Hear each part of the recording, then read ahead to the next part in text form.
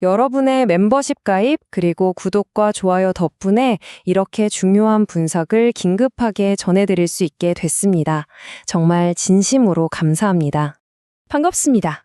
자, 바로 본론으로 들어가서 이 긴급한 상황을 파헤쳐 보겠습니다. 제가 지난 몇 달 동안 정말 입이 닳도록 강조해온 게 있죠. 바로 지금 블록체인과 기존 금융시장, 이 둘 모두를 관통하는 가장 크고 근본적인 문제는 KYC, 즉 고객 신원 확인이라는 겁니다. 특히 제 분석을 꾸준히 따라오시고 회원 전용 영상까지 모두 챙겨보신 멤버십 회원분들이라면 아마 오늘 이 내용을 통해 그동안 흩어져 있던 모든 퍼즐 조각들이 하면서 완벽하게 맞춰지는 경험을 하시게 될 겁니다. 곧 다가올 파이데이에 우리가 주목해야 할 가장 중요한 이벤트는요, 다른 게 아닙니다. 바로 파이 네트워크의 KAAS, 즉 서비스형 KYC의 공식 론칭이 될 거고요. 우리는 이 시스템이 공개되는 순간 이걸 애타게 기다려온 수많은 블록체인 기업들과 월스트리트의 거물들이 두 팔 벌려 환영하는 모습을 분명히 목격하게 될 겁니다. 자, 오늘 우리가 함께 떠나볼 여정의 로드맵입니다. 먼저 세상을 놀라게 한 긴급 속보로 시작해서요. 그 안에 숨겨진 깊은 전략적 의미를 파헤쳐 볼 겁니다. 그리고 이 엄청난 변화가 만들어내는 치명적인 문제를 정확히 짚어보고 그 문제가 어떻게 단 하나의 필연적인 해결책으로 귀결되는지, 마지막으로 그 모든 분석이 코어팀의 공식적인 선언을 통해 어떻게 증명되는지까지 차근차근 확인해 보겠습니다. 네, 그럼 첫 번째 섹션부터 시작해 보죠. 이 모든 이야기의 발단이 된 사건입니다. 2020년 3월 4일 디지털 자산업계에 그야말로 지각 변동을 일으키는 역사적인 사건이 발생했습니다.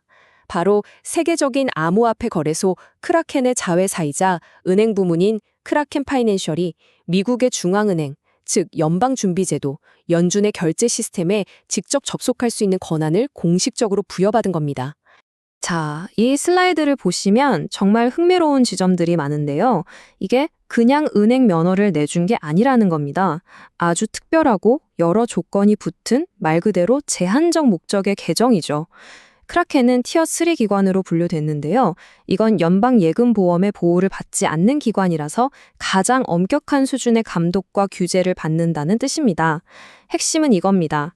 페드와이어라는 연준의 결제망에 직접 연결해서 실시간으로 달러를 주고받는 권한은 얻었지만 그 돈으로 대출을 일으켜서 신용을 창출하거나 연준에 맡겨둔 돈에 대한 이자를 받는 것과 같은 전통 은행의 특권은 철저하게 금지됐다는 거죠.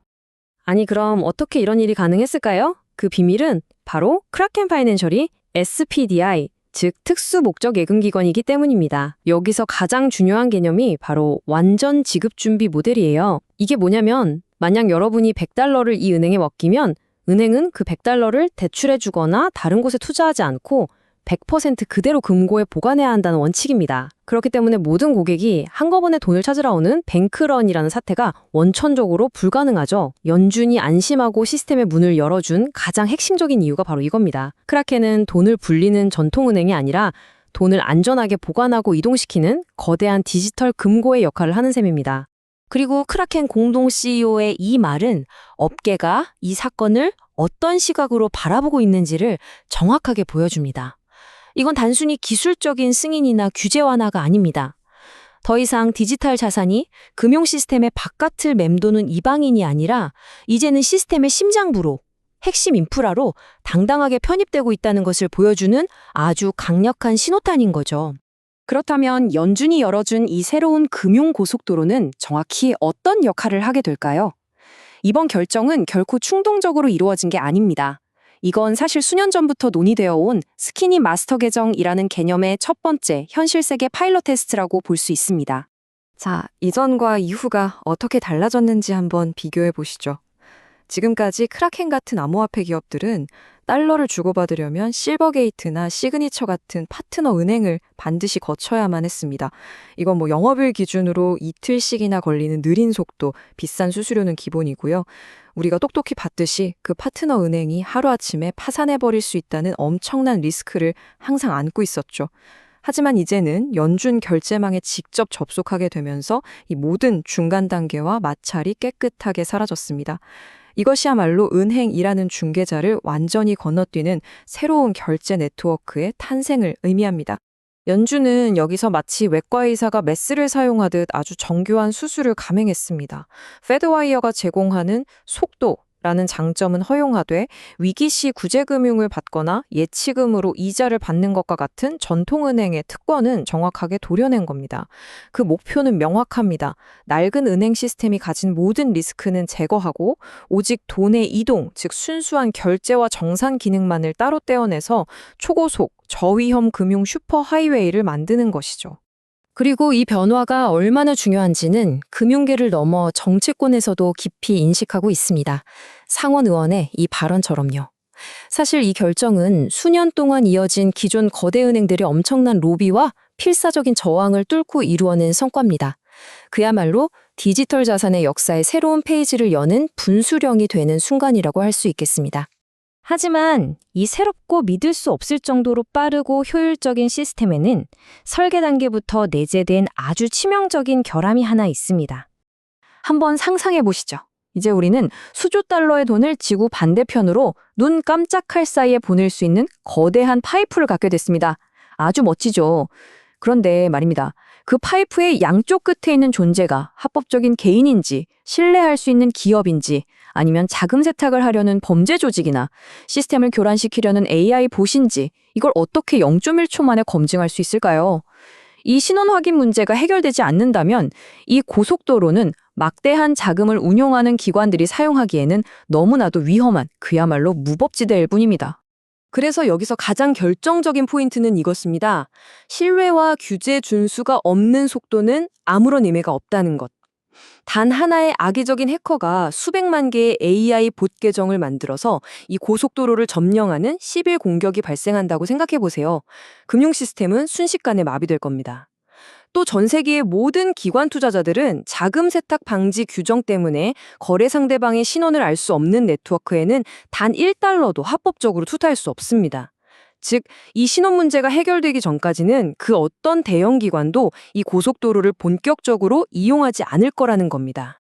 자, 바로 이 지점에서 오늘 분석의 가장 중요한 핵심, 바로 그 필연적인 해법이 등장합니다. 우리가 방금 확인한 이 치명적인 문제에는 사실 지난 수년 동안 모두가 지켜보는 가운데 조용하지만 꾸준히 구축되어 온 단 하나의 해결책이 존재합니다. 이 논리의 흐름은 정말 피할 수가 없습니다. 한번 보시죠. 첫째, 새로운 금융 고속도로에는 아무나 들어오지 못하게 막는 문지기, 즉 게이트키퍼가 필요합니다. 둘째, 이 게이트키퍼는 실시간으로 신원을 검증해야 하고요. 셋째, 이 검증은 전 세계 어디서든 가능해야 하고 수십억 명이 사용해도 문제가 없어야 하며 모든 국가의 규제를 준수해야 합니다. 넷째, 이 모든 조건을 만족시키려면 결국 미리 신원이 검증된 거대한 실제 인간들의 데이터베이스가 반드시 필요하다는 결론에 도달하게 되죠. 즉, 돈을 위한 글로벌 여권 통제 시스템이 필요한 겁니다. 그리고 그 글로벌 신원 네트워크가 바로 KAS, 즉 서비스형 KYC입니다. 이것이 바로 제가 그토록 KAS라는 개념에 집중하고 강조해온 이유입니다. 이건 단순히 편리한 부가기능 같은 게 아닙니다. 이건 마치 우리 몸의 면역 체계와 같습니다. 외부에서 침입하는 바이러스와 악성 세균을 걸러내고 시스템 전체를 안전하게 보호하는 미래 경제에 반드시 필요한 사라진 면역 체계인 셈이죠. 그리고 이것이 바로 파이 네트워크가 현재 시장에서 완전히 독보적이고 압도적인 위치에 서 있는 이유입니다. 파이 네트워크는 돈만으로는 하룻밤 사이에 절대로 복제할 수 없는 세상에서 가장 희소하고 가치 있는 자산을 이미 보유하고 있습니다. 바로 KYC 검증을 통과한 1,770만 명이 넘는 실제 인간으로 구성된 거대한 탈중앙화 네트워크입니다. 이 숫자 자체가 그 어떤 경쟁자도 감히 넘볼 수 없는 강력하고 깊은 해자가 되는 겁니다. 자, 그럼 이제 마지막 섹션으로 넘어가서 지금까지의 제 분석이 단순한 추측이 아니라는 것을 증명해 보겠습니다. 제 말을 그냥 믿으실 필요 없습니다. 최근 기념일 메시지에서 파이 네트워크의 창립자들이 직접 공식적으로 밝힌 내용을 함께 살펴보시죠. 이것은 그들의 비전이자 공식 선언입니다. 네, 바로 이 문장입니다. 이것이 바로 결정적인 증거, 이른바 스모킹 건입니다. 코어팀은 자신들의 다음 전략이 KYC라는 기술을 전체 웹3 생태계를 위한 핵심 플랫폼 유틸리티, 즉 하나의 서비스로 제공하는 것임을 명확하고 공식적으로 밝혔습니다. 여기서 그들은 아주 중요한 점을 분명히 했습니다. 사용자의 이름이나 주소 같은 민감한 개인정보 데이터를 파는 게 절대 아니라는 겁니다. 대신 그 신원을 검증하는 기술, 그 자체를 API라는 통로를 통해 제공하겠다는 거죠. 예를 들어 어떤 금융기관이 네트워크에 이 지갑 주소의 주인은 신원이 확인됐고 규제를 준수하는 진짜 사람입니까? 라고 질문을 던지면 파이 네트워크는 사용자의 개인정보를 전혀 노출하지 않은 채 암호화된 예 또는 아니요 라는 답변만 돌려주는 겁니다. 개인정보는 완벽하게 보호하면서 규제 준수라는 어려운 문제를 해결하는 정말 우아한 해법이죠. 그리고 니콜라스 코칼리스 박사의 이 발언은 우리가 앞에서 분석했던 새로운 금융 고속도로의 치명적인 결함과 정확하게 연결됩니다. 앞으로는 사람과 사람의 거래를 넘어서 AI 에이전트와 기계들이 서로 가치를 교환하는 M2M, 즉 기계 대 기계 경제가 펼쳐질 겁니다. 바로 그런 세상에서 상대방이 진짜 인간인가 아니면 가짜 보트인가를 구별하는 능력은 선택이 아닌 필수가 됩니다. 파이는 바로 그 궁극적인 질문에 대한 최종 판별자, 즉 신뢰할 수 있는 오라클로서 자리매김하고 있는 겁니다. 자, 이제 모든 조각을 맞춰서 큰 그림을 완성해 보겠습니다. 연주는 초고속으로 달릴 수 있는 멋진 고속도로를 건설했습니다. 하지만 그 고속도로를 안전하게 사용할 수 있도록 만드는 필수적인 교통 통제 시스템, 모든 차량의 신원을 확인하는 여권심사대, 그리고 시스템 전체를 보호하는 면역체계, 이 모든 것을 파이 네트워크가 제공하는 것입니다. 이것이야말로 그동안 묶여있던 기관 자본과 실물 자산이라는 수조, 수경 달러의 가치를 블록체인 생태계로 흘러들어오게 만들 단 하나의 결정적인 열쇠입니다.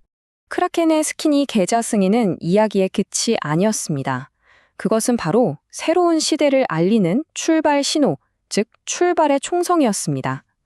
은행 없는 새로운 경제를 위한 인프라 구축 경쟁은 이미 시작되었고 그 경쟁의 승패를 가를 가장 중요하고 본질적인 구성 요소는 바로 누가 진짜 인간인가를 증명하는 능력에 달려 있습니다.